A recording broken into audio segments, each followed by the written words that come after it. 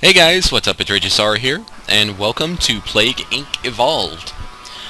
This is going to be a new Let's Play that I'm actually going to try on my channel. I hope you guys enjoy it. Just to give you guys a bit of a background, Plague Inc. Evolved is based around creating a deadly plague to humanity. Basically, you are trying to create a virus in which to wipe out the human race with. So first plague that you unlock in the game is actually the bacteria. I'm actually not going to start with any of the genes, even though I could use those, and it could actually be very helpful. So let's go ahead and show you what the game is like on Brutal. Virus we're going to be using is called RagesSorrow. That is our bacteria.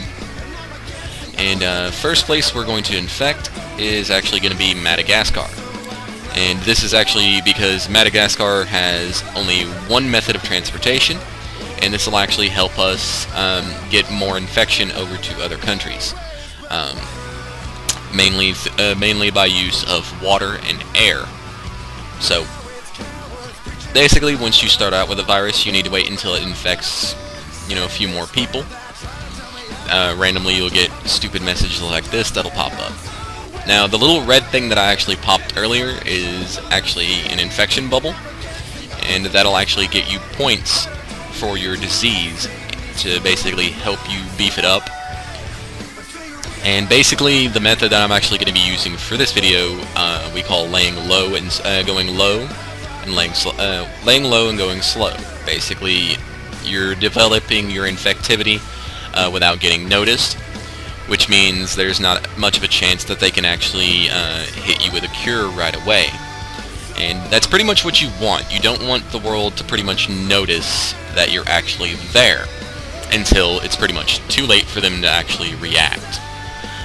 So the best way to do this is by infecting more countries without actually gaining symptoms or anything like that too early. The only time that you do want to activate the symptoms is when you get into a lot more countries and your infectivity is really high. Now, right now I've actually infected 2 countries. I don't have any transmissions on whatsoever. So what I'm going to do is I'm actually going to evolve the water to 1 and the air to 1. And then I'm actually going to activate an ability to give myself resistance to cold in other countries. So that way, whenever I actually infect another country, my virus has a better chance of actually living. So the reason why we actually start off in Madagascar is because they don't have that good on health research. So it'll be a lot easier to infect that country first. We could have went with China, because there's over 1 billion people in the Chinese nation. So it would have been a lot easier to actually get a lot more infection going there. But since they actually have better healthcare, it's a lot easier to actually notice the virus early on. So we definitely want to avoid that. But Madagascar is actually a definitely good place to start off your virus. So now that we've actually got a few more disease points, we'll want to get at least one more point here, and make it to where our disease can survive better in hot climates. So that makes things a little bit easier there, and it'll actually help us with infecting new countries. The virus has now gotten more contagious and more infectious than tuberculosis, which is actually a milestone. So we've got 3 countries infected, to the best of my knowledge. 4 if you count South Africa. So we have South Africa, Saudi Arabia, Madagascar, and Australia all infected. So at this point, we're really waiting on getting a few more transmissions in. So the ones that I have right now are on the water. The next one that I'm going to throw on here once I get enough points for it is actually going to be the air. So for that, let's go ahead and just speed up the process a little bit. Now we actually gained a symptom there without actually doing anything. If you get symptoms early on with the bacteria, it's best to actually delete those. Reason being is you don't want too many symptoms on the virus, because if you get too many of them, people actually start to notice it, and that can actually cause a problem. So, best thing to do, just keep everything under wraps, and evolve your plague whenever you get the chance. So now we actually have a few more points here, and what I want to do now is actually start infecting people through the bugs, because this will actually help a lot in hotter climates. So that'll actually help us infect more people in places like Australia and Saudi Arabia, other places like that. So if it's a hot nation, we'll actually get more infectivity in that area, which is a good thing. And I actually have to say, this is probably the most morbid game that I've actually played, because if you really think about it, you're pretty much just trying to kill the entire world with a virus. And, it's actually really scary if you think about it, because something like this could actually happen in our lifetime. And, it's just terrifying. So nothing over in America, and nothing over in other countries yet. We've got Mexico, so that's good. Maybe they'll actually transport that over to America for us. But we're getting some DNA points now. There we go, we got our first infection in America. And we're getting DNA points left and right from these little bubbles, so that's actually helping us out quite a bit too. And we'll go ahead and click the biohazard bubble there, get a few more points. And we've actually infected Iceland, which gives us even more points. So that's great. A few countries that you actually want to try to get early off, if at all possible, are New Zealand and New Guinea, and certain other places that don't actually have multiple entry points. But you can't really do that with all of them. Every time you actually get a symptom, I recommend, as stated before, devolving that, because you actually get 2 points for every one that you do devolve. And pretty much later on in the game, once you've actually infected enough places, it's probably a good idea to actually do it that way too. Actually devolve all your places for survivability, because if everybody's already infected, you don't really need the virus to survive that well. So we've got over 100 million people worldwide infected with our virus, and we actually have 46 DNA points. So we can go ahead and infect a few more people if we really need to. And I'm not really too worried on that. I'm just letting the infection that we currently have spread a little bit more. Certain other countries are getting infected. We actually ended up getting New Zealand just now, which is awesome. Because that's one of the ones that you want to get early on. You definitely want to get New Guinea as well. Since we actually infected Madagascar, we don't have much to worry about there. But certain other countries like Indonesia, Morocco, places like that, they can actually be a pain later on. Now, since some of the areas that we don't have infected yet are considered urban environments, what I'm actually going to do is evolve certain transmissions so that we can actually infect more people in the urban areas. The best way to do that is actually with the rats and birds. So it can actually come out really well.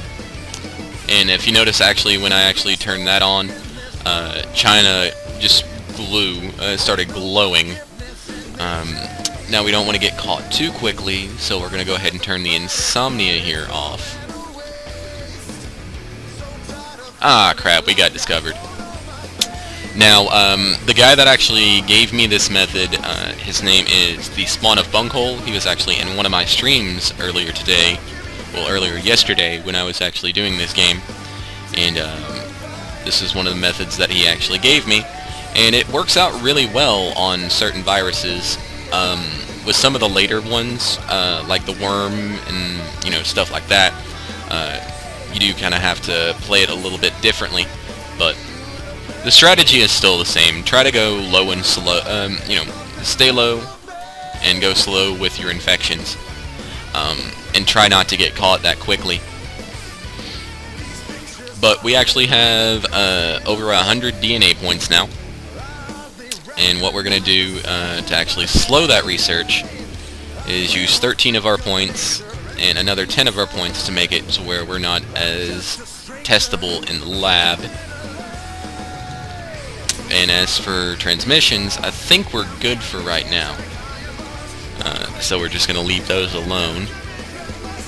we develop the rash symptom.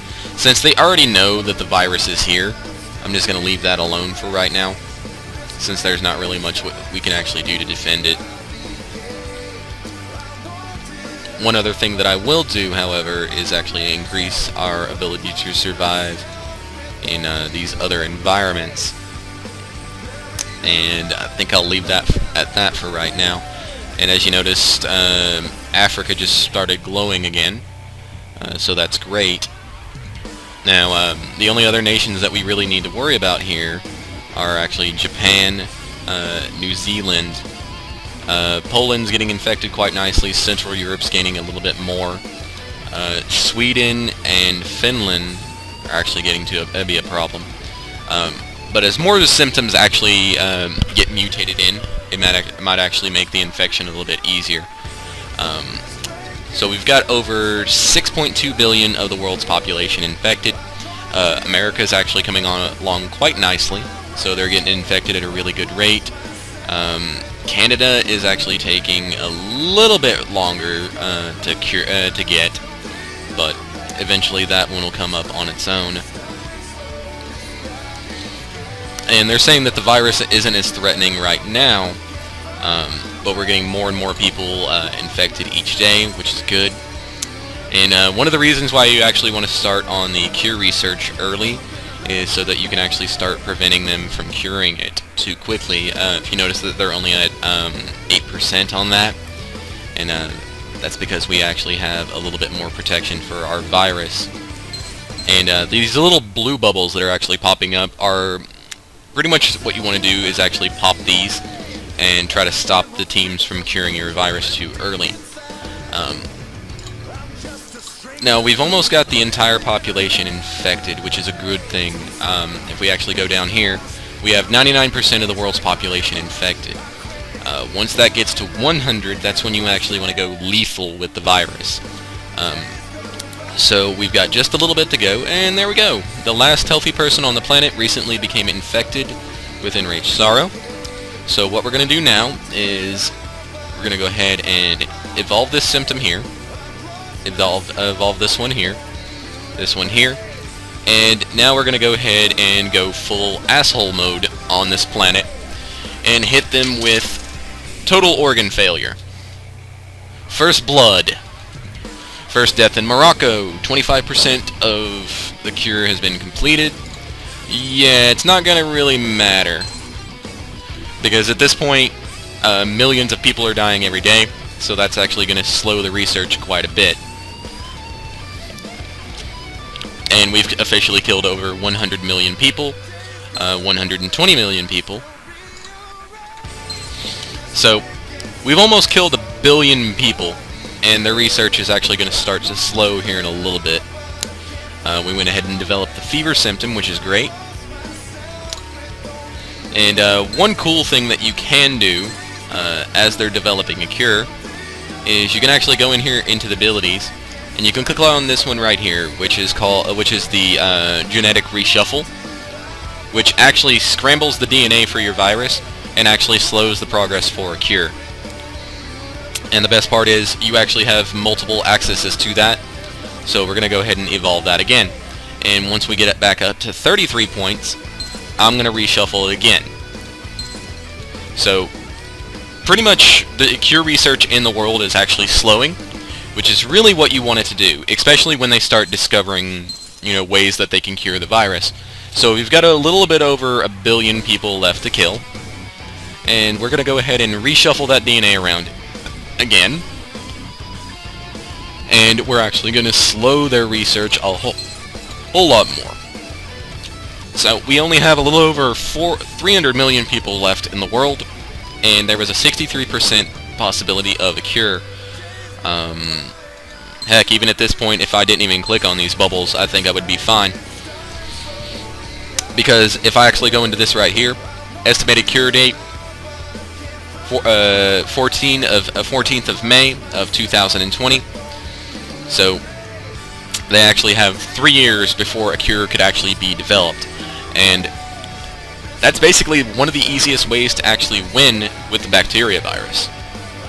Basically, you just keep your composure, stay out of sight, and then when they least expect you, kill them all. So, the last human on Earth is going to be dying here in just a few moments, because we're killing over 1 million people here every day, and we're just about to run out of them. Like I said, if you really think about this, this is a really, really morbid game. Because just think about it. This could actually happen to us one day, and there's nothing we could do about it. Really creepy.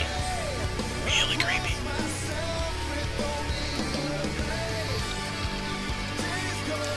And the governments are falling, and the world is failing. Japan's government just fell. Turkey's government fell. And there's just a few 100,000 people left in the world.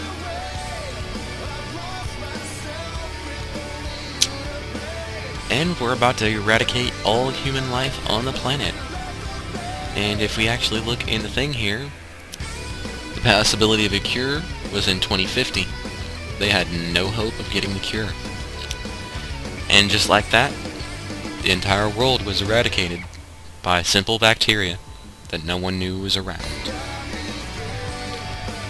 A little bit morbid, like I said, but I hope you guys enjoyed the first episode for Plague Inc. If you would like to see more videos on this, then feel free to click that like button. If you would like to see more content from me in general, then click that subscribe button. I do more games than just Plague Inc. I also do RuneScape videos, which you can check out on my channel. And I hope you guys enjoyed the video. If you did, as stated before, click that like button, and I'll see you guys around. Thanks for watching. Peace.